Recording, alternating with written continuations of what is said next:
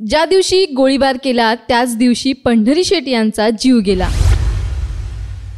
योगायोग म्हणावा की नियतीचा खेळ की अजून काही। आपल्या हटके स्टाईलनं चर्चेत राहणाऱ्या पंढरी शेट फडके यांच्या मृत्यूची तारीखही तितकीच महत्त्वाची आहे। 21 फेब्रुवारी 2020 मध्ये नेमकं काय घडलं होतं? बरोबर 4 वर्षांनी याच दिवशी त्यांचा मृत्यू व्हावा, ही गोष्ट नेमकं काय खुणावते, याचा अर्थ काय, यावरून आता बैलगाडा तसंच पंढरी शेट यांच्या समर्थकांमध्ये चर्चा सुरू आहे। तारीख 21 फेब्रुवारी 2020। प्रकरण बेछूटपणे हवेत गोळीबार। स्थळ पनवेल। गोळीबार करणारी व्यक्ती कोण? पंढरीनाथ फडके अर्थात गोल्डमॅन पंढरी शेट विहिगरवाला बिनजोड छकडेवाला। 4 वर्षांआधी याच दिवशी पंढरी शेट फडके यांनी गोळीबार केला आणि याच तारखेला पंढरी शेट यांनी आपल्या गाडीत आपला जीव सोडला। 21 फेब्रुवारी 2024 ही तारीख पंढरी शेट यांच्या आयुष्याची शेवटची तारीख ठरली।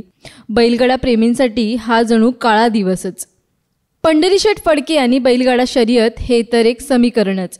पनवेलमध्ये ते बैलगाडा शर्यत पाहण्यासाठी गेले होते। आपल्या आवडत्या स्थळीच त्यांनी अखेरचा श्वास घेतला। पंढरी शेट आपल्या गाडीत बसले होते आणि तिथेच त्यांना हृदयविकाराचा तीव्र झटका आला आणि तिथेच त्यांचा दुर्दैवी मृत्यू झाला। 21 फेब्रुवारी 2024 रोजी त्यांनी जगाचा निरोप घेतला।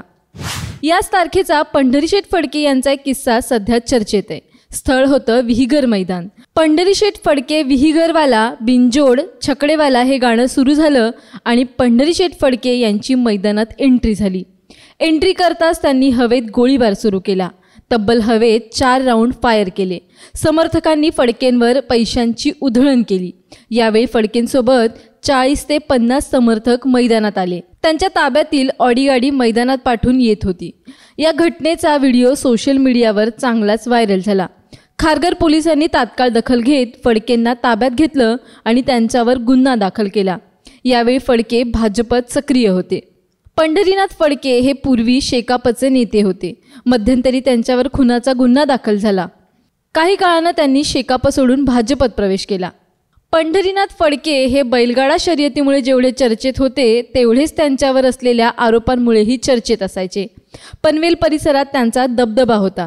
गरजूंना पडेल ती मदत करण्यासाठीही ते ओळखले जायचे। बैलगाडा शर्यतीत जिंकलेला पैसा ते तिथल्या तिथेच वाटायचे।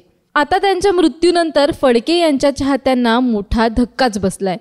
आश्चर्याची गोष्ट म्हणजे त्यांच्या या मृत्यूची तारीखही 4 वर्षांनी त्यांनी केलेल्या गोळीबाराच्या तारखेशी जोडली गेली आहे।